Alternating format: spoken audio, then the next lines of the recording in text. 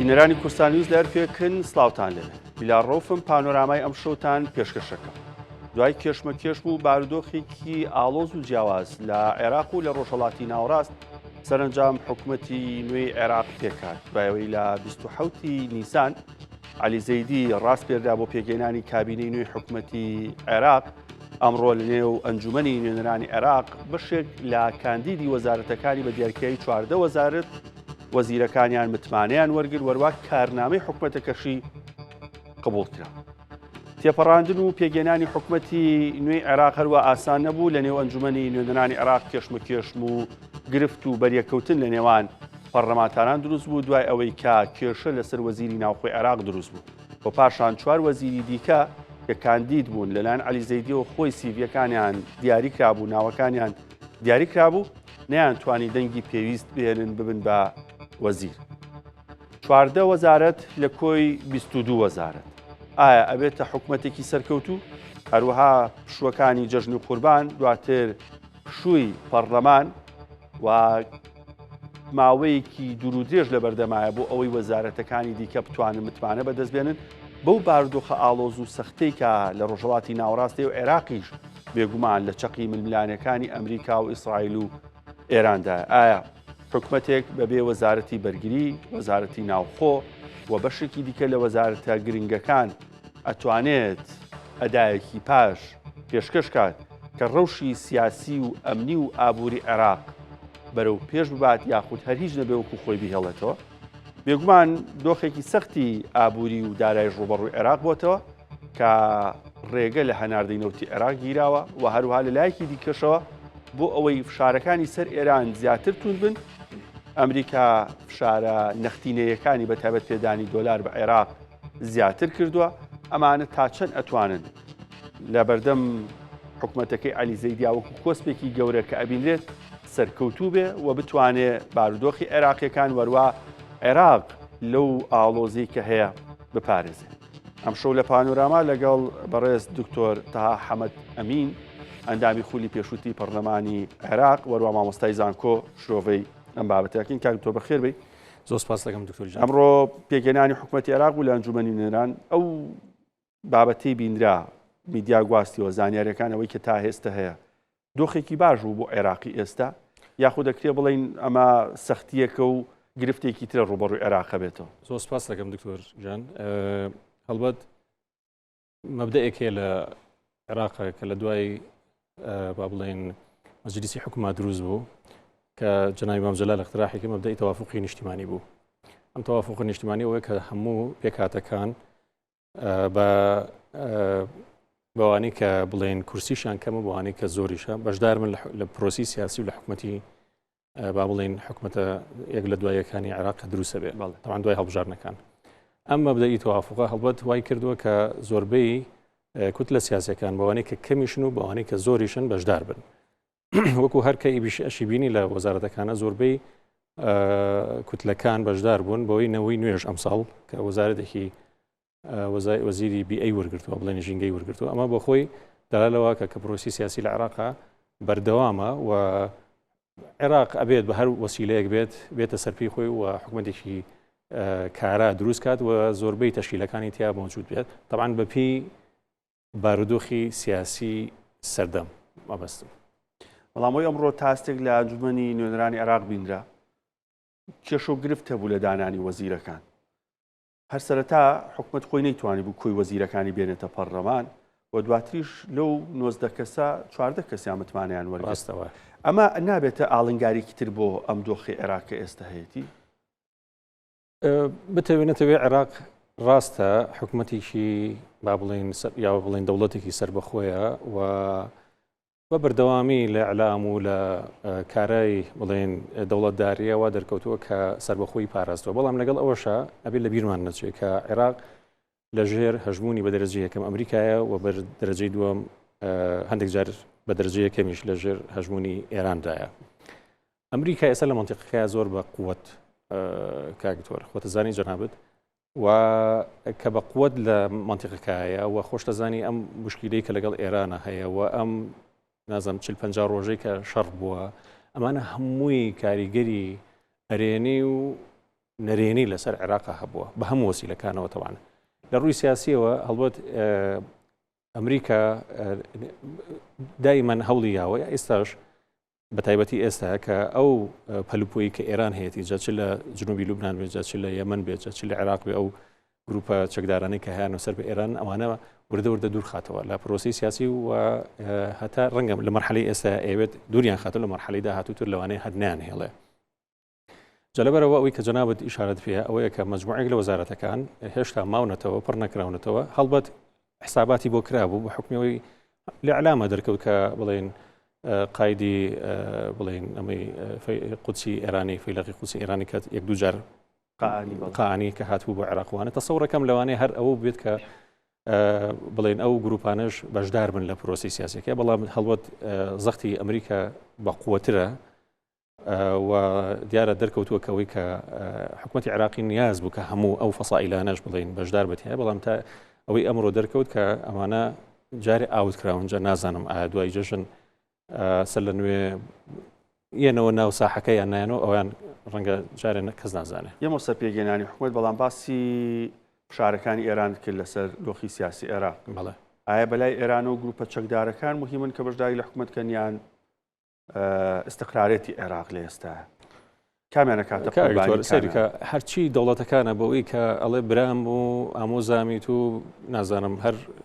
بڵێن علاقەیەکی هەبێ لەگەڵیا هەمووی بەپێی مەساڵح و بەرژەوەندەکانی خۆی تەعامولەکات ئیتر ئەڵڵا یەکردەوە ئەسووتای ئەمردی هەرچیەکە لێ هەو ئەوە کێشە نییە یعنی بەنسبەت ئێرانیشەوە هەموو بەنسبەت نظری ئێرانیەکانەوە بەنسبەت نظری ئەمریکەکانەوە عێراق مستعمرەیە ئیتر هەلی یەکە و سۆندەیەکی هین بۆ ڕاکێشا و نەوتەکەی بارزی خۆی بە شێوەیەک لە شێوەکان ڕاکێشێت و مەساڵحی خۆی پارە و پوری ئەو وڵاتە ئەبەت ئەمریکاش تەمانەوە دیارە چۆن سەیتەری کردو بەسەر عێراقا لەبەر ئەوە قەناعەتم نییە یعنی بەلای ئێرانیەکانەوە مهم بێت چی ڕوئات چی ڕوونات ئەو مهم ئەوەیە کە بڵێن زۆرترین بەرژەوەندەکانی بڵێن لە عێراقا پارێزراو بێ ئیتر هەر بە هەر وەسیلەیەک بێ هەڵبەت دیارە ئەو گروپانەی کە وەلایان 100% لەوەی کە وەلایان لە 150 پێی خۆشە لە حکومەتا بن بەڵام بەرامبەرەکەی کە نایەڵێت کە دژیەتی ئەمریکایە هەڵبەت ناتوانێت ئەو قووەتی بەسەر بڵێن بشکێنێت لەبەرەوە بەتەکیید ئێران بە دوای مەساڵحی خۆیان ئەڕات وەکو چۆن ئەمریکا وەکو چۆن هەر وڵاتێکی تر لە دنیاە بەرژەوەتەکانی پێش بەرژەوەتەکانی هەر شوێنێکی تر هەر وڵاتێکی تر هەر میلەتێکی ترە بەشداریکردنی گروپە چەکدارەکان بە تایبەت ئەوانەی کە کورسی پەرلەمانیان هەیە هەندێکیان ئەندامی ئیتاری تەنسیقیشن ئەبێتە هۆی لاوازبوونی پێگەی ئەو گروپانە حکومەتی داهاتوو ئەگەر بێت و بەپی وەکو باسم کرد بەپی مەرجەکان و بەپی بەرژەوەندەکانی ئەمریکا نێتە پێشەوە وەکو عادل عەبدولمەهدی لەکەن عادل عەبدولمەهدی جواب بزانم نازانم چەند مانگێک بوو ساڵێک بوو ئەو زەم ساڵێک بوو لەسەر حکوم بوو ئەو بوو کە لەو وتێلە ئەو هەموو خەڵکە خۆیان گیر کرد و تشرینەکان و نازانم چی و گروپی سەیر و سەمەرە هەبوو یعنی لایان برد لە بڵێن لە دەسەڵات ئیتر زەیدی بێت و عەمر بێت و هەر کەسێکی تر بێت بەپی بەرژەوەندەکانی ئەمریکا نەجوڵێتەوە دڵنیام لەوەی کە بڵێن هەر بە مەسیری عادل عەبدولمەهدی لە من نمونەیەکت هێمە لە پنجەکانەوە ئەزان 52 بوو مصەدەق سەرگۆزیرانی ئێران هات بڵێن کۆمپانیای نەوتی ئەنگلۆ ئێرانی هین کرد بڵێن بە نیشتیمانی کرد کە شەریکێکی نیشتیمانی بڵێن دروست کردو بەریتانیەکان و شەریکاتی عالەمی هەمووی دەرکردو هەڵبەت ئەوانیش وازیان هێنا لەوەی کە ئیسیسمان لە ئێرانە بکەن چی بکەن چی نەکەن ئەمریکا و مخابراتی ئەمریکی و لەگەڵ با بڵێ مخابراتی بەریتانیا هاتن ئینقلابێکیان دروست کرد مصەدەقیان لابرد چونکە بەپێی بەرژەوەندەکانی ئەوان نەجوڵایەوە هات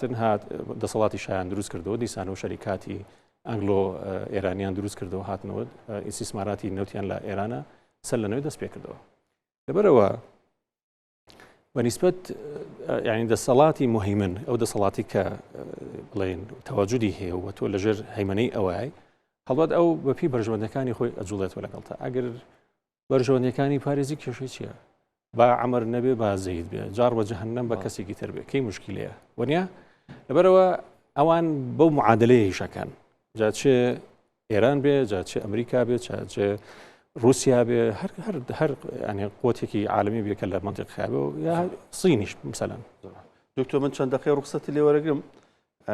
ئەمڕۆ لە بەغداد دادگای عەجاج هەبوو کە برای لە سێدارەدانی بۆ دەرچوو کە سوکاری ئەنفالکراوان وانی کە بەشدار بوو لە دادگایەکە لە بەغدا گەڕاونەتەوە چەمچەماڵ پێشوازیان لێکرێت لە مۆنومنتی ئەنفال لەگەڵ ئاسانجەلا پەیاملی کورسانی قساکەم ئاسان سڵاو لێبێ کاردانەوەی کە سوکاری ئەنفالکراوان چییە بۆ ئەو بڕیارەی دادگای باڵای تاوانەکانی عێراق. بەڵێ بیلال سڵاوت لەبێوم کاتەوە باش هەڵبەتە من لە مۆنومنتی ئەنفالم وەک لە وێنەکاندا دەیبینن کە سوکاری سەربەرزی ئەنفالکراون لە بەغدای پایتەختەوە گەیشتنەوە ناو مۆنومنتی ئەنفال هەڵبەتە کە سوکاری ئەنفالکراون و بەڕێوەبەری مۆنومنتی ئەنفال و ئەو شاید حاڵانی کە پێشتر سکاڵان لەسەر عەجاج ئەحمەد هەردان تۆمار کردبوو لە بەغدای پایتەختەوە گەیشتنەوە ناو مۆنومنتی ئەنفال مەبەستمە قسە بکەم لەگەڵ بەڕێوەبەری مۆنومنتی ئەنفال و ئەو کەسانەی کە سکاڵان تۆمار کردبوو بە شێوەیەکی ڕاستەوخۆ هەبیلم لەگەڵ دە بە کاکی بەخێر بێنەوە و بڕنگ و ڕووتان گەشە بۆ من دڵخۆشی و بۆ تۆش کە گەیشتیتەوە نێو قەزای چەمچەماڵ و پێم بڵێ ئەمڕۆ لە بەغداد چی ڕوویدا.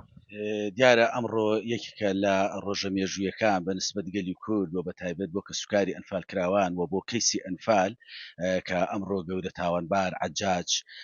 ئەو زاڵمەی کە بەرپرسی زیندانی نیگرۆ سەلمان بوو کە نیگرۆ سەلمان نێو زیندانی کردبوو بە دۆزەخ بۆ کە سوکاری ئەنفال کراوان بۆ زیندانیانی ئەوێ لە برسێتی لە تونێتی لە ئەشکەنجەدان لە هەموو ئازارێکی دەرونی ئەمڕۆ لە دادگا بە ئامادەبوونی کە سوکاری ئەنفال کراوان بە نوێنەرانی کورد لە پەرلەمانی عێراق لە محکەمە کرا بۆ بە دوو جەلسە توانرا حکمی ئیدامی بۆ دەست بڕێ ئەمە بەڕاستی هەستێکی زۆر خۆش بوو ئێمە ڕاستە ئیستا لە ڕێگاوە دێنەوە بەس بەڵام ئەم جۆش و خۆشەی خەڵکی چەمچەماڵە بینم لە مۆنومنتی چەمچەماڵ خەڵکێکی زۆر هاتوو بۆ پێشوازیمان بەڕاستی ئێمە هان ئەدا جسوورتر بین و باشتر و ورتر لەسەر کارەکانمان بەردەوام بین و سوپاسی خات و شاناز ئیبراهیم ئەحمەد ئەکەین بەڕاستی ئەو ئێمەیگەیان بەم ڕۆژە ئەو توانی دی کە سوکاری ئەنفال کراوان بە ئاواتی خۆیان ئەو حەسرەتەی لە دڵیان نابوو بەرامبەر بە زوڵم و ستەمی حەجاج بدرێ بە دادگا و کە ئەمڕۆ ڕۆژێکی خۆشە بەنسبەت هەموو گەلی کوردووە بەنسبەت کە سوکاری ئەنفال کراوانەوە ئەمەشی کە ئەیبینی بەڕاستی دڵخۆشیە کە نازانین ئێمە بە چه هەستێک تعبیر لەم ڕۆژەکەین بەجلی کوردیەوە بەجلی سوورەوە کە سوکاری ئەنفال کراوان هاتوونە پێشوازیمان لێکرد. دەست و چاو خۆش بە زۆر سپاس کاکابیل بەڕێبەری مۆنومنتی ئەنفال هەڵبەتە لە وێنەکاندا دەبین ئەوە دڵخۆشی کە سوکاری سەربەرزی ئەنفال کراوان هەڵبەتە بەجلی ئاڵاوەڵاو بە دڵخۆشی هاتوونەتە ئێرە و شیرینی دابەش دەکەن و بە چەپکە گوڵ پیرۆزبایی لە کە سوکاری ئەنفال کراوان دەکەن کە لە بەغدای پایتەخت لە دادگایکردنی عەجاج ئەحمەد هەردان تکریتی ئامادە بوونەوە کە هەر ئەمڕۆ دادوەری بەڕێز بڕیاری لە سێدارەدانی بۆ دەرکرد و بڕیارە لە سێدار بدرێت لە دیمەنەکاندا دەیبینن کە سوکاری ئەنفال کراوان هەڵبەتە دڵخۆشن و دایانەوێ دڵخۆشی خۆیان دەربن لە مۆنومنتی ئەنفال من ئەمەوێ بە شێوەیەکی ڕاستەوخۆ قسە لەگەڵ یەکێکی دی لەو کەسانەیە بکەم کە لە بەغدای پایتەخت بۆ ئەمڕۆ کاک قاسم سڵاو لێبێم کاتەوە باش بە شێوەیەکی ڕاستەوخۆ لە دەستگای میدیای کورساتەوە لەگەڵداین ئەمڕۆ لە بەغدای پایتەخت چی ڕوویداوە دڵخۆشی کە سوکاری سەربەرزی ئەنفال کراوان لە چی ئاستێکدا ئێستا دیارە من ئەمڕۆ لەناو هۆڵی دادگایە بووم لەگەڵ دەچوونی بڕیاری لە سێداردان بۆ عەجاج بە چەپڵ ڕێزان و ئەلە و خۆشی و شادی کە سوکاری ئەنفال کراوان هۆڵەکە هەمووی پڕ بوو لە سەوتی هەڵهەڵە و چەپڵ ڕێزان و خۆشی و دەربڕینی و شادی و هەموو کە سوکاری ئەنفال کراوان زۆر دڵخۆش بوون ئەمڕۆ ڕۆژێکی مێژووی بوو بە کە سوکاری ئەنفال کراوان ئەو چەپڵ ڕێزانە ئەو جۆش و خۆشەی من بینیم زۆر سپاس دەکەم قوربانم زۆر سپاس ئەو جۆش و خۆشەی من بینیم ئەمڕۆ ناو دادگایە بەڕاستی کە سوکاری ئەنفال کراوان زۆر دڵخۆش بوون زۆر بە گڕوتینەوە کە عەجاج ناو قەفەزەکەیە بوو لە ناو هۆڵەکەیە کە بڕیارەکە دەچوو هەموو بە هەڵە و چەپڵ ڕێزان خۆشی و شادیان دەربڕی بەڕاستی ڕۆژێکی مێژووی بوو بۆ کە سوکاری ئەنفال کراوان 38 ساڵە چاوەڕێم ڕۆژن پیرۆزە لە کە سوکاری ئەنفال کراوان ئەوە توانیمان ئەو گەورە زاڵمە ئەو ستەمکارە ببینە بەردەم دادگا و سزای عادیلانەی خۆی وەرگرێ ئینشەڵا سرێ ئەوانە تریش دێت و بینن ئینشەڵا لە داهاتووە کار لەسەر ئەوانە تریشەکەین. خۆش بێ و زۆر سپاس کاک قاسم بەڵە بیلال ئەگەر دەرفەتم بی مامۆستایکی ئاینیش لێرەیە من ئەمەوێ قسە لەگەڵ ئەو مامۆستا ئاینیە بکەم مامۆستا گیانسڵاو لێ بێ گەربیتە پێشەوە ئەمڕۆ ڕۆژێکی تایبەت بوو بەنسبەت کە سوکاری سەربەرزی ئەنفال کراوانەوە هەر لە ڕووی دینیشەوە بۆم باسکە دەرچوونی ئەم بڕیارەی دادگای باڵی تاوانەکان بە بڕیاری لەسەرداردان یەکێک لە گەورە بەکەرانی کەیسی ئەنفال لە ڕووی دینیۆ چۆنە لەسەنگێنی بەڕێزت. بە ناوی خی بەخشندەی میهرەبان دیارە ئەمڕۆ ئێمە وەکو میلەتی کورد کە سوکاری ئەنفالکراوان و شەهیدان لە تەواوی کوردستان و لە شاری چەمچەماڵ و دەوروبەری بە تایبەتی زۆر دڵخۆشین بەم هەواڵاکەوە هەواڵی لە سێدارەدانی یەکێک لە گەورەترین تاوانبارەکان کە لە کاتی سەردەمی پرۆسی ئەنفالدا ڕۆڵێکی زۆر خراپی هەبوو لە کوشتن و لە ئازاردانی خەڵکی کوردستان. دیارە ئەمەی ئەمڕۆ بینیمان ئەو وعد و بەڵێنەیە کە خی گەورە لە قورآانی پیرۆزدا کە ئەفەرمیە ولا تحسبن الله غافلا عما يعمل الظالمون. خی گەورە بێئاگا نییە لەوەی کە زاڵم مستەمکاران ئەیکا. ئەمڕۆ بینیمان دوای ئەو نەساڵە ئەو بەڵێنەی خوا ئەو وعدەی خوا بە ڕازوەرگەڕا و ئەمڕۆ حەقی خۆی وەرگرت ئەم تاوانبارە بۆیە لە ڕوانگەی ئیسلامیشەوە هەر زاڵم مستەمکارێک زوڵم بکە ئیلا خی گەورە تۆڵەی لێکاتەوە لە دنیا. مامۆساگیان مەبەستمە پرسیاریەوە لێکم ڕۆڵی شانازخان لەم کەیسیا بەدۆزینی ئەم تاوانبارە و دواتر دادگای کردن و دەچوونی بڕای لە سێدارەدانی تا چەند گرنگەکە لە کەیسەکانی داهاتووشدا شانازخان بەردەوام بێت لە هێنانەوەی ڕوفاتی کە سوکاری ئەنفالکراوان و دۆزینەوەی ئاجاجەکانی دیکەش. وەڵا سوپاسی خات و شانازەکەین دیارە ئەو ڕۆڵێکی باشی هەبووە لەم بابەتەیە و هەموو ئەو بەڕێزانی تر ئەو کەسانی تر کە ڕۆڵیان هەبووە ئێمە هەم سوپاسیانەکەن و دەستخۆشیان لێکەین و داوایان لێکەین زیاتر ڕۆڵەکانیان بەگەرخەن لە پێناوی هێنانەوەی ڕوفاتی پاشماوی ئەنفالکراوان ئینشاءالله بۆ ئەم شوێنە کە مۆنومنتی ئەنفالە لە چەمچەماڵ خی گەورە مۆفەقیان بکە و جهد و ماندووبوونیەکانیان جێی ئەوەیە کە بەرز بنرخێنرێ. زۆر سپاس مامۆساگیان بەڵێ بیلال ئەمە دڵخۆشی کە سوکاری ئەنفالکراون دوای ئەوەی کە لە بەغدای پایتەختەوە گەشتنەوە ناو مۆنومنتی ئەنفال بۆ قەزای چەمچەماڵ ئەلبەتە منی ژۆک و کوڕئەنفالێ لە ئێستا دڵخۆشم و ئەمەوێ هەم بە ناوی خۆم و هەم کە سوکاری سەربەژی زۆر سپاس ئەلبەتە چکلێتیان بۆیە ناوین دەست خۆش بێت. سپاسی بەپایانی کە سوکاری سەربەرزیان فالکراوان بگەێنم بەیەوەکە وەکو دەستگای میدیایی کورسات وارووا کە سوکاریان فالکراوان سپاسی شانازخان دەکەن کە بە بەردەوامی پشگیرێکی گەورەی کە سوکاری ئەنفالکراوانە و ئەمڕۆ سەلمێندا کە ئەو بە بەردەوامی دەستی کە سوکار و کوڕ و کچی ئەنفالکراوان دەگرێت و هەر بۆیە ئەمڕۆ عجاجی تاوانبار ئێمە بینیمان کە بڕای لە سەرداردانی بۆ دەرچوو ئەوە زانێرەکان بوو لای من بوو بیلات. زۆر باش ئاسانجەلا پەیامنێری کورسان نووز لە چەمچەماڵ هەڵبژیت کاکتۆر ئەمڕۆ لە بەغداد بڕای لە سێدارەدان بۆ یەکێک لە تاوانبارانی ئەنفال دەرەچێت لەما کاتا دەنگ لەسەر کارنامەی حکوومەتە درێت کە وا خوێندنەوەی بۆ کرێت کە باسی هەرێمی کوردستان ناکات. ئایا لە بەغدا بترسی نێسە یان بەو تێڕوانی لێی بڕوانین کە هێشتا تاوانبارانی ئەنفال بڕیاری ئەدامیان بۆ دەرەچێت ئەکرێ بەغدا بەرامبەر بە هەرێم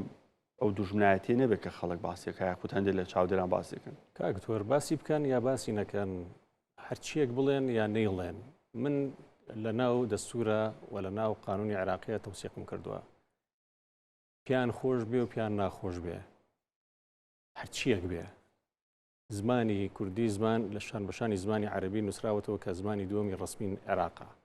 شوناسی نەتەوەی من ئێستا هیچی کەمترنی لە شوناسی نەتەوەی عەرەبێک یا هەر کە کاتێکی تری بڵێن عێراقی. وێنەی یەکێک لە سەرکردە هەرە کاریزما و گەورەکانی عێراقە جەنابی ئیمام جەلال لە جادری بەغا هەڵواسراوە کە لەبەردەم کۆشکی بڵێن سەرۆکایەتیە. ئەمە دەلالە لەواکە کە کورد بەشێکی گرنگە لە پرۆسی سیاسی عێراقا باسی بکەن باسی نەکەن هەر چۆنێکە بیهێنن بیبن بیانەوێت نیانەوێت واقعێک هەیە کە عێراق پێکاتێکی سەرەکی تایە کە ئەویش کووردە و بەشدارە لە پرۆسی سیاسی عێراقا و لەگەڵیشە لە دەستورە چەسپێنراوە لەبەرەوە یەکێک قساکات و یەکێک نایکات یا مەلایەک قساکات و مەلایەک نایکات مامۆستایەک ئەیکات و مامۆستایەک نایکات سەر بە هەر نەتەوەیەک بێت و سەر بە هەر بیر و باوڕێکی شۆڤێنی بێت ئەوە هیچ اعتیبارێکی نییە. من ئیش لەسەر قانون و دەستورەکەم و لە قانون و دەستوریشە هەموو شتێک چەسپێنراوە و نیشانەی ئەوەی کە من با بڵێن یەکاتێکی سەرەکیم ئەوەیە ئێستا دەستە بە دەستە ئەوانەی کە تاوانبار بوون ئەوانەی کە ئازاری خوشک و براکانمان ئەیە لە سەحرای عەرعەر و کە نە ئاو هەبووە پێ ئەو چیرۆکانی کە باسەکرێت کە کارەساتێکی مرۆیی بووە یعنی ئەو هەموو خەڵکە بێت تاوانیان لەوێ حەجز کردووە کە تۆ تەسەوری ئەو ئازارە بکە کە دایشێک مناڵەکەی بگری ئاو نەبێ بیخواتەوە یان برسی بێت یان شیری نەبێت کە بیاتێ تەسەوری ئەو ئازارە بکە کە ئافرەتێکی دووگیان مناڵی ببێت لە سژنە تەسەوری ئەو ئازارە بکە کە مناڵەکەی لە بەردەمیا لە تینووە و لە گەرما بخنچێت تەسەوری بکە کە مردوەکانیان بەپی جەنازەیەکی محتەرمانە نەچێژن بەڵکو نەنێژن بەڵکو لە سەحراکە ببێتە خواردەمەنی سەگی بەڕەڵان لەو مانتیقی یان تەسەوری ئەو ئازارە بکە ئەبێت چ ئازارێک بێت لەبەرەوە نەک عەجاز باوکی عەجازیش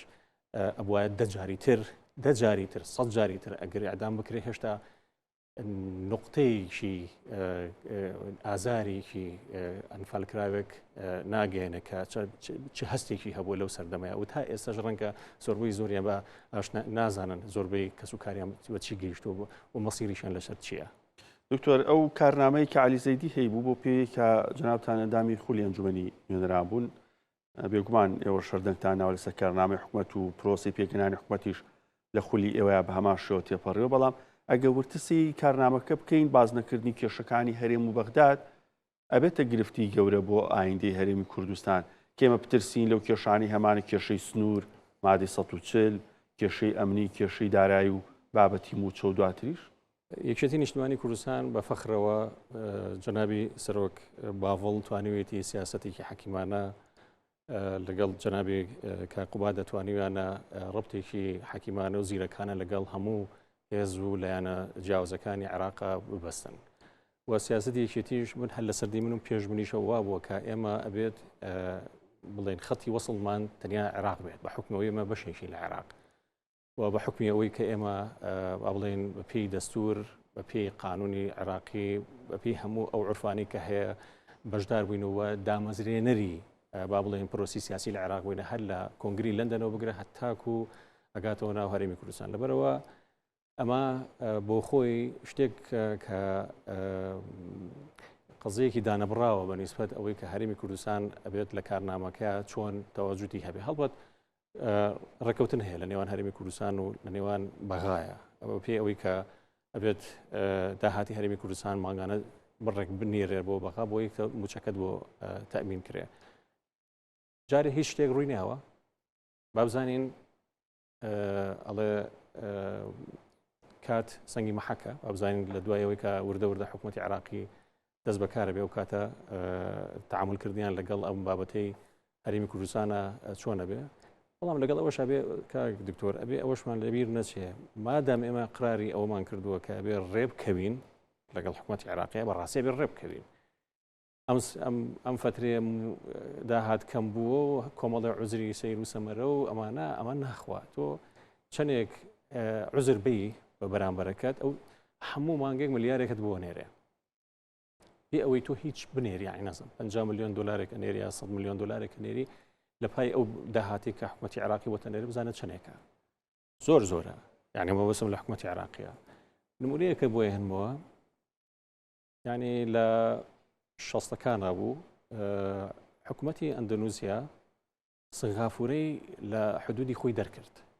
وتی کاکە بڕۆنەوە خۆتان وڵاتی خۆتانە و بڕۆن تاوە من ناتوانمتان ژیانم قەرارێکی دەرکرد وتی بڕۆنەوە سەر بەخۆی تا وەرگرت دیارە ینی لەو سەردەمەیە بڵێن سەرکردەیەشیان هەبوو شانسیان هەبوو توانیوێتی سەنغافورە بکات بە یەکێک لە دەوڵەمەندترین با بڵێن پڵنگەکانی حوت پڵنگەکەی بڵێن جنوبی شەرقی ئاسیا لە ڕووی اقتصادەوە کە جەنابەت خۆت ئەزانێ ئەمە حکمەتێکی زۆری تیا بووە لەبەرەوە ئێمە ئەبێت هەندێک مەسائل هەیە بەڕاستی بە واقعی سەیری مەسەلەکە بکەین یعنی هەتاکو من لە یەکێک لە مقابلەکانی ڕئیسی ئەرکانی حکوومەتی بەعز ئەم کابرا ناوەکەی نایەتە سەر خەیاڵم باسی ئەوە کردو هەتاکو لە ناو ئەوانیشە باز لەو کراوە کاکە وتوانە سێ محافظان هەیە بە وازیان لێ بێنین مەسەلەن ڕەنگە فکرێکی وا هەبوو بێ قەزم لێرایە چییە هەین بەڕاستی ئەبێت کە ئێمە ڕێکەوتوین بە جددی ڕێبکەوین لەگەڵیانە تۆ میلەتێکت هەیە 6 ملیۆنێکە تۆ ئەوە بەزۆریەتە لە بەغداد هەیە کاکی تۆ ینی ڕادستی ناداتی نانوتی بیت بە بەلاش ملیارێکی بۆ نانێرێ ئێتۆ لە پرۆسی سیاسەکە خۆ ئەمە ناکرێت ئێمە تریلیۆنێک دینار ملیارێک نزیکی هەرچەندێک ئەلموهیم فەرشی سوورمان بۆ داخن وەرن فەرمونون وەرن ترۆنەکە برن ئەخە شتیوانە تۆ ئەبێت بەڕاستی سڕاحی خۆ بکەی هەوایە هەندێک لایەنی سیاسی لە هەرێم یا هەندێک ڕۆژنامەنووس هەندێک چاودێری سیاسی پێیان وایە ئەمە تەسلیم بوونی هەرێمە ئەگەر ئێمە داهات بین شەفافین ڕێکەوتن لەگەڵ بەغا بکەین ئەخە تەسلیمبوون بە چ مانایەک تەسلیم بوون بەوەی کە ئێمە هەڵوەشاوینەتەوە تەسلیم بوون بەوەی کە ئێمە هاتوون زوڵمیان لێ کردوین تەسلیم بوون بەوەی کە ئێمە ئێمە لە پرۆسەڵاتی هەرێم بەردەستکە بێت کاگتۆر ئێمە لە پرۆسەیەکی سیاسیایی لەبەرەوە هەموو شتێک ڕەواجی هەیە لە چوارچێوەی سراعی سیاسی ئەمە ململانەیە تۆ عقلەتێک یعنی حسابی ئەو بکە 100 دانە ساڵە ئەچەوسێنێتەوە عقلەتێک دروست بووە کەلتورێک دروست بووە کە ئێمە دەرەجە دوو بووین بتەوێ نەتەوێ وا بووە ئێستا کە هاتوونێتە سەر حکوم کە ئێستا ئێمە هاتوون لە شان بەشانی ئەوان لە دەستورە ئێمە هاتوونێتە پێشەوە و واقعێکمان سفەرز کردووە کە ئێمە هەرێمی کوردستانین بە ئاسانی نایەت ئەو عقلێتی کە ئەوان هەیەە بە ئاسانی بێدانیشە بدژێنێ و تۆش هیچ ژنەی و تۆش بێ لە بەرچاوی ئەوانە وڵات دروستکەیت و باڵەخانە بەرزکەیتەوە جادۆبان دروستکەی ئێخۆ هەر حسادە دیش بێ پێی خۆش نییە مەسەلەن یعنی بۆ نمونە قسەیەکەم لەبەر ئەوە تۆ بە بەردەوامی لە سیراعێکی سیاسیایت لەبەرەوە تۆ بێ ئەو سیاسیانە هەندێک هێزی کوردی بۆ تۆمەتبارەکەن کە بەستیانە پرۆسی سیاسی لە بەغداد لاواز بێت کێشەی تا بێت بەڵام لە هەرێم جیاوازتر بێت بارودۆخکە ئەمن و ئارامی زیاتر بێت ئاوەدانی هەبێت یەک شت مهمە ئەوەیە ئێمە خەتی وەصلی وەکو چۆن جەنابی کاک باوەڵ بە بەردەوامی لە ناو پرۆسەکە تەعایوشەکە بە بەردەوامی وەصلی هەیە لە ناو هەموو کوتلە سیاسی و ئەحزاب سیاسی شیعەکانە و علاقەیەکی زۆر باشی لەگەڵیان هەمویانە دروست کردن بە سوننە و بە شیعە و بە سابی ئەو بە هەمویانەوە ئەوە بەردەوامی ئەشیبینی کە کۆبوونەوەکە لەگەڵیانە و بەردەوامی لە هەموو گرە و کێشمە و کێشمەیەکی سیاسی و تەواجودی هەبووە بەدەر لەوەش پێشتر من لە سەردەمی خۆم باسەکەم کە جەنابی کاقوبات زیاد لە ڕەنگە بڵێم 30-40 جار بەس هات بۆی ئەو بڵێن ڕێکەوتنی کە لە نێوان بەغا و عێراقا هەیە سەرگرێت کە لە زۆربەی کۆبوونەوەکانە من تایە بەشدار بوومە لەبەر ئەوەی یەکێتی نیشتیمانی کوردستان لە دەسەڵاتیا هەبووە و ڕێگە ڕاستەکەشی بەڕاستی گرتە بەر یعنی هەتاکو لەم کێشمەی کە لەم ئاخیر و ئۆخرەشە دەرکەوت کە بەڕاستی ئەو سیاسەتێکی یەکێتی نیشتیمانی کوردستان هەیەتی و ئەو قەناعەتە و فەلسفەی کە هەیەتی لە هەموو قەناعەتەکان ڕاسترە ئەوەستە هەواڵەکەی لەسەر شاشی کوردستانی زەڵێ تۆمبارەک پیرۆزبایی لە عەلی زەیدی سەرۆکوەزیرانی نوێی عێراق کات ئەژڵێت بە خۆشحاڵی و چاوەڕێی کارکردنی لەگەڵ ئێوە دکتۆر ئەمە شۆی ئەمریکایە بە فعلی ئەوێ لەگەڵ حکوومەتە کار بکات ئەمریکا شەرم ناکە لە کەس ئەگەر بەدڵی نەبووایە وەکو چۆن مەسەلەن نەیهێشت مالکی بڵێن خۆی هەڵبژێرێتەوە بە سەرۆکوەزیران وتی ناخێر نابێت ئەمەش خۆ شەرم نە لە من و لە جەنابتە لە هیچ کەسێک ترەکات ئەگەر مەوزوعێک هەبووە وت کاکە ئێمە لەگەڵ ئەوانین کە ئەم کوڕە بێتە سەرۆکوەزیران وەزم 30 ساڵێکە عمریشی ئەو مەرجە ڕوونانەی ئەمریکا تقریبان کاتوانین ئێمە شۆڤەی کەین لە میدیا شاتوانین باسکراوە و لە ڕاگەندراوەکانی ترەمپ و تۆمبارەکشا هەیە کە بابەتی چەکردنی میلیشیاکانە کەمکردنەوەی هەژمونی ئێرانە پاراستنی سەربەخۆی و سەروەری عێراقا ئەم حکوومەتە توانێت ئەو کردارانە بکات تاکو ئەم پیرۆزبایی ئەمریکا بێ بە واقع لە عەلی زەیدی گەڕاوەتەوە سەر ئەوەی کە هین اتفاقەکان لەگەڵ سین و ئێرانە چۆن ئەبێت هەڵبەت ئەمریکا ئەیەوێت خۆ هەر لە عێراقان یەفەرمەوە ئەی بۆ نەیتوانیوە حیزب الله چەکە ئەی بۆ نەیتوانیوە حوسیەکان چەکە تا حەزەی حەماسی شەک حماس ینی هەرچەند فترێک نازانم تا ئێستا چی بەسەر هاتووە بۆ نەیتوانی ئەوانە بکە ئایا ئەتوانێت ئەمە بکە لە عێراق مەسەڵەن پرسیار ئەمە پرسیارەکە لێرە ئەمەیە ئەمە گەڕاوەتەوە سەر ئەوەی تا ئەمریکا چی ئەوێ لە ئێران ینی چی ئەوێت مەسەلەن ڕاستە و 400 کیلۆی یۆرانیومە ئەوێت هەر ئەوەیە مەسەلەکە من قەناعەتم نی هەرەوە بێ ینی وەکو چۆن وەختی خۆشی عێراقی ڕوخان بڵێن بە بیانووی ئەوەی کە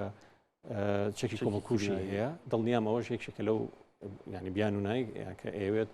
ئێران جا چ لاوازکە یا چ ڕژەمەکەش بڕ بە تا ئێستا هیچ بەدیلێک نییە بە نیسبەت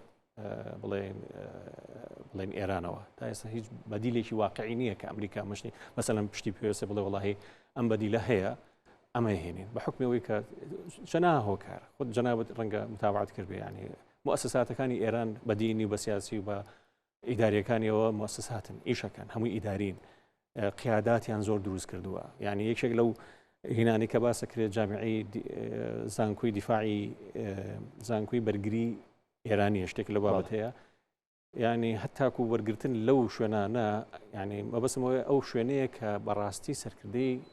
سیاسی و عسکری تیا دروستەکەن بۆیە سیرەکەی وەزبەیەک نامێنێ وەزبەیەکی ترێتە بەردەمی وەزبەیەک نامێن وەزبەیەکی تر بۆی قیادی بڵێن ئیداری ناوڵات بکات لەبەرەوە ئێران زەحمەتە ئەمریکا ئایا بەرنامەی ئێستای وەکو چۆن لە عێراقیشەکە لە نەوەیەک نەیروخان بەڵس وردە وردە لی ئەیە تاکو 2023 تا بە تەواوەتی ڕێگاکەی بخۆش بوو ئایا هەمان ئەو سیناریۆیە بڵێن دووبارە ئاکاتەوە یانەوەتانەیە ئیتفاقێکە کرێژەر بەژێر لەگەڵ جاگە سینا بێت جاگە لەگەڵ رووسیا بێت بە هاوبەشی واریداتی ناو ئێران دابشکن نەوتەکە بە هەر شێوەیەک بێت قەناعەتم وایە مەسەلەکان زیاتر هەمووی نەوت و تاقەیە ململانی کە لە نێو ماڵی شیعە و تا ئەستێک سونەشێ لە کوردیشا هەیە بەڵێ بە حکوومەتێکی چواردە وەزارەتیەوە داتم وەستمە ئەو داواکاریانی ئەمریکا چەختی لێ بکەمەوە عەلی زەیدی توانێت جێبەجێکە بە تایبەت کەوا باسەکە عەلی زەیدی نە پەرلەمانتاری هەیە نە حیزبی سیاسی هەیە نە هێزی چەکداری هەیە توانێت جێبەجێکردنی ئەم داواکاریانی ئەمریکای ئەبێت ئەمریکا با بڵێن گەورەترین زەختی هەیە لەسەر عێراقا ئەویژەوەی هەرچی پارەپولی عێراق لە بەردەستایەتی وەکو چۆن نەی هێژمالێکی ینی بە عالەمی هەشکراوتی نابی تەواو بیتە پێشەوە تەسەورەکەم بەیانی زەختێکی وای لێ بکە باشە گە $100 بێ بە 2 ملیۆن ینی وەزعی اقتصادی عێراق چی لێت هەمووی هەر لەسەر نەوتە هیچ چی ئەبێت هۆیەوەی کە ململانی ناوخۆی دروست بێ شەڕی ناوخۆی خۆپشاندان ئاڵۆزی بۆ لەو کاتێ ئاگەرەوە ڕووبە دکتۆر کە من باسم کرد وتم هەر ئەوەنەی عادل عەبدولمەجید قاچی خواردانە فەقیرە نەیهێشت چلەی ساڵانەکەی تێپەڕێ لایان برد بەنسبەت ئەمریکا و قەناعەتم نییە ینی ئەوەنە قورس بێ و نمونەی مصدەقم بۆ هێنایتەوە مصدەقنا نمونەی قەزافیت بۆ هێنمەوە ویستی لە جیاتی $، دیناری لیبی ئاڵتونی دروستکە یعنی لە جیاتی $، یعنی جێگرەوەی $، بۆی بێت لە بڵێن هەیمەنەی خۆی دروستکە لە ئەفریقا و ئەوانە لایان برد مەسەلەن لە شەو ڕۆژێکە هات فەنزوێلای شای ئێرانویستی دەستکاری نرخی نەوتکە شای ئێران بالفعل لە 79 ئەوانە لایان برد مەلایەکیان بڵێن هێنا لە هینەوە یان کاکەمە سەرکردێ و خومینیان هێنا و کردیان بەسەرکردە لە بڵێن لە هین ڕابڕی ڕۆحی هەموو ئێران و لە هەزاریش بەردەوامە دایان نمونەی تر یعنی مەسەلەن فەنزوێلا لە شەو ڕۆژێکە سەرۆشێکی گرد و خستی سجنەوە توتی تۆ مخەدەرا دەفرۆشی یعنی تۆ ئەم وڵاتێکت ڕووخان کاکە یەک سەرکردەی وڵاتێکت هێنا قەزم لێرە یعنی نقطەیەکە دائما ئەمریکا و غەرب هەموو وڵاتانی کە کۆلۆنیالیزمن و بڵێن گەورن دائما بەپێی مەساڵحی خۆیان تەعامولەکەن بەپێی مەسلحەتی ئەوانە نەجوڵی دڵنیابە لەوەی ئەڕوخێنن چونکە تۆ مؤهل نیت ئەوەی کە هەیە مەسەلەن لەوانی وەرئەگری و ئەوەی کە ئەدەنێ ئەوە نییە کە ئەوان هەیەنا هەڵبەت ئەوەیە کە زۆر وێرژنەکەی زۆر نزمە لەبەرەوە تۆ ناتوانانی مەسەلەن ئەو هینە بکەی ئەو مقارنەیە لەگەڵ خۆتایی ئەو منافەسیە بکەی بڵێ وەڵاهی من زۆر زەعیمێکی زۆر گەورم ئەمە سەدام حوسێن چی بەسەر هاو قەزافی چی بەسەر هاو ئەمە حسنی مبارەک بزانێت چی بەسەر ئەوەی تونس مەسەلەن چی بەسەر هاو إلى آخره يعني ئەمانە هەمووی یەک بە دوای یەک ئەمریکا بە دوای مەسلحەتی خۆی ئاڕوات لەگەڵ یابی لەگەڵ یان نەبی لا تەبا کاکتۆر لەسەر کارنامەکەی زەیدی هەرمەپست و پرسیار کەم ئەزمونێکی باشتان لە پەرلەمان هەبووە مەرجە کارنامە بێتە پێوەری تر بە دەق نەتوانی لەیلابین لە ئایندەیە من قەناعەتم نییە یان تەنها شتێکی ڕۆتینیە کێشەکەت چییە ینی تۆ دایمەن ئەزمات شتەکان ئەگۆڕێ ینی ئەزمەی اقتصادی بێت جا ئەزمەی سیاسی بێ ئەزمەی گروپی تیرۆریزم بێت تۆ ئێستا بتەوێت نەتەوێت عێراق هێشتا لە ئەزمەی تیرۆر دوور نەکەوتوتەوە ناو بە ناو گروپی چەگاری داعش و ئەوانە لە منطقە سونیەکان سەرهەڵەیات و زەبری زۆر خراپیش ئەوە شێنێ لەبەرەوە دایمەن تهدیدێک هەیە لە عێراقا کە ئیستیقراری سیاسی خاتە ژێر پرسیارەوە یا ئیستیقراری ئەمنیە خاتە ژێر پرسیارەوە لەبەرەوە هەر کارنامەیەکیش دابنەی قەناعەتم نییە بڵێم وەڵاهی 100% ئەو کارنامەی جەنازەمەوەسی جەنابەت لەوەیە کاگە کارنامەکە زدی بەرژەوەندەکانی کورد بێ پێکاتەکانی تر بێ یانێ لەسەر مادەی 140 بابەتی کێشەی موچە و بوجە مەسەلەی نەوت یاسای نەوت و گاز لە نێوان هەرێم و بەختار ئەوە گەڕاوەتەوە سەرەوەی حکوومەتی هەرێمی کوردستان بەڕاستی ئەبێت ئەجندای با بڵێن ئامانجێکی استراتیجی هەبێت و لە هەموو کۆبوونەوەکانە ئەم مەسلەیە باز بکرێت یعنی ئەبێت کورداوا بکە عەرەب نایەت بڵێ وەرە باشە بەسەر چاپ مادەی 140 بۆ تطبیقەکەم ئەبێ خۆ داوای بکەی خۆ کە داوای نەکەی یعنی چی تطبیق بکرێ ئەوەنێ دروست ئەم جارە بەشداری کورد لە نێو حکوومەت تۆزە نەخشەکەی گۆڕاوە بەڵێ پێشتری یەکێتی و پارتیەکی دوو وەزیریان هەبوو لە نێو سێکاتی حکوومەت بەڵام ئەم جارە یەکێتی نەوەی نوێ و پارتی لە نێو حکوومەت بەشدارن و وەزیرێکی پارتیش دەنگی پێویستی نێنە ئەم سیناریوێ ئەم نەخشەیە چیمان پێڵێ بۆ ئایندەی عێراق و بەتایبەت پەیوەندیەکانی لەگەڵ هەرێمە تەحالوفەکان و بەردامی لە گۆڕانکاریە یەکێتی نیشتمانی بڕۆی بەوە هەیە کە پێویستە کات زۆربەی هێزە لایەنە سیاسیەکان کە کورسیان هەیە بەشدار بن لە حکوومەتی جاچێ هەرێم بێت چ لە عێراقا بێت لەبەرەوە و هەر ئەوەشە کە حکوومەتی هەرێمی کوردستانی تەخیر کردوانی یەکێتی ئێستا ڕوئیایەکی تازەی هەیە لە سیاستکردنە و ئەمە بەڵێن بۆ کۆمەڵانی خەڵکی کوردستان لەبەر ئەوە قەناعەتم نییە تام لە حەزەی سازش نەکرا و ناشکرێت تا ئەوەی کە حکوومەتێکی هەمەلایەنەی وابێت کە مافی هەموو لایەنە سیاسەکان بە تایبەتی کە یەکشێ نیشتمانێکی هێزێکی سیاسی سەرکیشی لە هەرێمی کوردستانە دەستەبەر بکرێت هەڵبەت لە عێراقیشە کە ئەم لایەنە نەهاتوونەتە پێشەوە بە تایشید ئەمە دەلالە لەوەکە کە فەلسفە و ڕوئیای لایەنە بڵێن سیاسیە کوردیەکان جا چێ ئەوەی کە بچووک بێت چێ ئەوەی کە گەورە بێت گۆڕاوە دڵنیاشم ئەبێت لە هەرێمی کوردستانیش ئەو گۆڕانکاریە تیابەدی بکرێت ئەمڕۆ لە نێو پەرلەمان کێشە دروست بوو لە نێو پەرلەمانتان بە تایبەت لە نێو ماڵی شیعە لە تایبەت لەسەر وەزیری ناوخۆ و دەولەی قانون بەڵێ نوری مالکی سەرۆکایەتی دەولە قانونەکەوە دیاریشە پرۆسی سیاسی عێراق و دوای پرۆسی ئازادی عێراق ئەو چ ڕۆڵێکیە بووە و زۆر جا بە خاوەنی دەولەی عەمیقەژە ناسرێ بەڵێ ئەمە گرفت دروستەکە بۆ حکوومەتی نوێ عێراق ئوستاز بن قەناعەتم نییە ئەم ینی کێشە بچووکانە باسن تەسیری وای هەبێت لەسەرەوەی کە چووکە دوجاریش ئەوانش مەساڵحی خۆیان هەیە چ مالیکی بێ و نازم تقریرەکە خاوەنی 100 میلیارە نازم چەند میلیارد دلارە ڕەنگە هەموو یەکێک لەم کەسایەتیانی تریش سیاسیەکان زۆربەی زۆریان وابن لەبەرەوە ئەوانیش بە دوای مەسلحەتی خوانەکە حەز ناکەن مەسلحەتیان تێک بچێت و قەنەعەتیشم نییە مەسەلەن وەزیرێک جاگە ناوێک بەدڵی نەبێت و ناوێکی تر بەدڵی بێت ئەمە بێتە کێشە و لە پرۆسەکە تەسیل لەسەر پرۆسە سیاسیەکە بکە جا قەزم لەوەیە هەرێکە بە دوای مەسلحەتی خۆیەتی مەسلحەتی خۆی پارێزراو بێ دەستی گرتووە بەسەر کڵاوەکی خۆیان پارێزراو نەبێت ئەو ئیتر بە هەر وەسیلەیەک بێ محاولاکە ڕاستی بکاتەوە ڕێپێنەدانی لەلایەن ئەمریکاوە کە بێ بەسەر و وەزیران ئەم ڕۆژ لە نێو پەرلەمان ڕێنەدا وەزیرەکەی بێ بە وەزیری ناوخۆ ئەم ئاوتکردنی ئەوە یان لایەنێکی شیعەیان لایەنێکی سیاسی شیعەیە من مقابلێکی کاقوبادم بینی بەڕاستی تەوجوهێکی زۆر جوان و شیکەرەوەیەکی زۆر جوانی بۆ وەزعی سیاسی عێراق باس کرد کە باس لەوەی کرد کە وردە وردە جی لە کۆنەکان ئەو ڕۆڵیان نەماوە لە ناو لەسەر ساحیب سیاسی عێراقا بڵێن ئەوانەی کە مالکی بێ بڵێن جیلی معارەزەی عێراقی با بڵێن بڵێ لەبەرەوە ئێستا جیلی دووەم هاتووە ڕەنگە جیلی سێمیش بێ ینی ڕەنگە ینی ئەم جیلی دووەم یا جیلی سێهەم ئەمانە تەوەجوهیان جیاوازترێکە من قەنەعەتیشم وایە وردە وردە ئەوانە لە پاشەکشەیە بن جا چێ لە ڕووی نێودەوڵەتی بێ چ لە ڕووی ئیقلیمیش بێ احتیمال ئێرانیش خۆشی حەز نەکە بۆ هەر ئێمە بڵێن ئەمریکا ئەی احتیمالە ئێران من حەز ناکە احتیمالە خۆشی وابێ وانە لەبەرەوە تەوەجوهی جیلە تازەکە زۆر فەرقی هەیە لەو تەوەجوهی ئەو جیلە کۆنەی کە پێشتر هەبووە ئەوان جیلێکی کلاسیک بوونە سیاسەتیان بە شێوەیەکی کلاسیکانە کردووە بەڵام جیلی ئێستا تەوەجوهەکەیان جیاوازترێکە و زۆربەی زۆری ئەوانەی کە هاتوونەتە پێشەوە هەمووی دەموچاوی زۆر تازان لەسەر دۆخی یاخود کاریگەری تورکیا لەنێو پرۆسی سیاسی ئێستا عێراق وەروە وڵاتانی کەنداویش تا چەند توان هاوکار بن لەگەڵ عێراقی نوێ یاخود کابینەکەی عەلی زەیدی ئەتوانێت دڵی ئەوانی ڕازیکە بە تایبەت ئێستا تورکیا بۆتە ڕێگەیەکی گرنگ بۆ گواستنەوەی نەوتی عێراق بەوەی داخستنی گەروی هورمز هەروە وڵاتانی کەنداویش ئێستا کاریگەریان هەیە لەسەر ئەمریکا بۆ هەندێک پرسی ناوچەی پێ دوایە خۆ گونجانێکی شەبێ لەگەڵ ئەوانە بەتەیشی دووستاز ئەوە لە دڵی با بڵێن تورکیا نزیکە کە چۆلەکەی بۆ بگرێ ئەمانە هەمووی تۆ ئەم نەوتەکە نازم ساڵانە 600 ملیارە نازم چەندێکە تیجارەتی هەیە لەگەڵ حکوومەتی عێراقیە بەدەر لەوە تۆ خەتی بڵێن نەوتەکە ئەوە ئێستا کراوەتەوە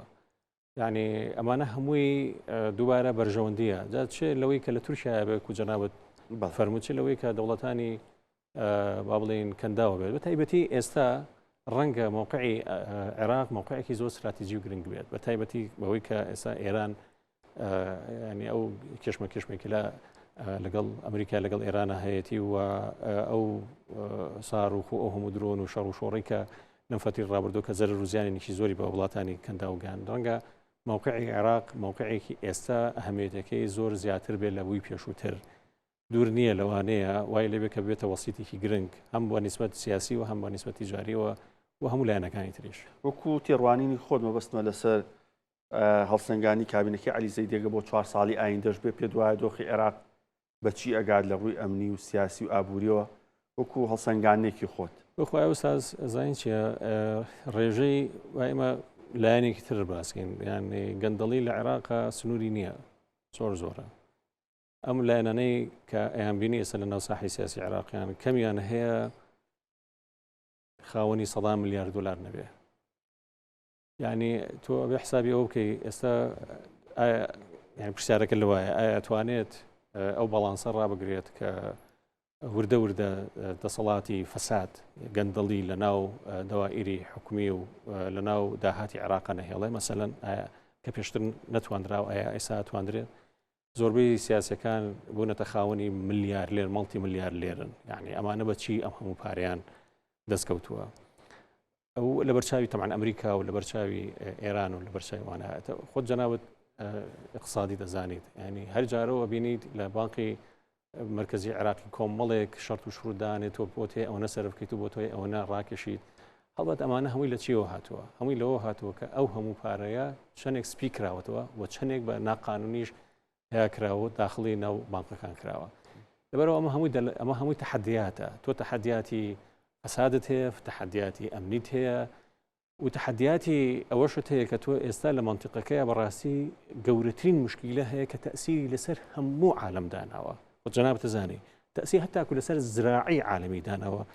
کە سەماد ناڕوات لە خەلیجۆ بۆ هین کە تیجارەتی ڕاگرتووە کە 90 گرام بووە مەسەلەن وای لە هاتو تکتی تایارە گرام بووە مەسەلەن لەسەر هەموو کارەکانی لە هەموو ینی وای لێ هاتووە کیچی لە کۆرۆنا کەمترنێک کە عالەمی بەتەواوەتی گۆڕی ینی هەتاکو ڕەنگە بڵێ ئەوەنە تەئسیرێکی گەوری لەسەر عالەمدانەوە ڕەنگە ئێمە کەمتر هەسی بە حکومی وڵاتیشی نەوتین موچەکەمان بۆیەت و ینی تا حدێک گۆڕانکاریی وانە بەڵام تۆ تاکیشی ئەوروپی بگرە ینی ئێستا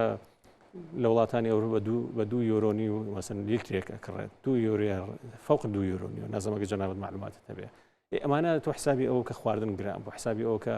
یعنی هەتاکو هاتوچووی هەڵاتیان زۆر مقەیەد کراوە المهم مەبەسم لێرە ئەوەیە کە تەئسیرێکی زۆر سلبی لەسەر عالەم داناوە و بە نیسبەت عێراقیشەوە ئەمانە هەمووی تەحەدیاتی زۆر گەورن تۆ لەناو ئەم کێشمەیە بی ئێران ئەڵێ نەکەیوانەکەی ئەمریکاڵێ وا بکەی من پارەکەت وا لە یەکەم و ناڵم یەک فلسە بۆ بێ مەسەرەن دۆلارە بۆ نانێرە بۆ نمونە جاوەرە تۆ لە بینی دوو هێزە کە هەردووشیان تەئسیر و کاریگەری و هەژمونیان هەیە لە ناو وڵاتەکەتە چۆن ئەتوانی ئەم باڵانسە ڕاگری و چۆن ئەتوانی دڵی هەموو لایەک ڕازیکەی کارکتۆر زۆر سوپاس بە چاوڕوونکی زۆر باشیانێ لەسەر و دۆخە سیاسی کە لە عێراق و ناوچەکەیە زۆر لە گفتوگۆکەمان بینی زۆر سپاس بۆ جەنابیش دکتۆر تا حەمەدەمین ئەندامی خولی پێشووتری پەرلەمانی عێراق هەروە مامۆستای زانکۆ بینەرانی پانۆراما ئێوە شەرشاد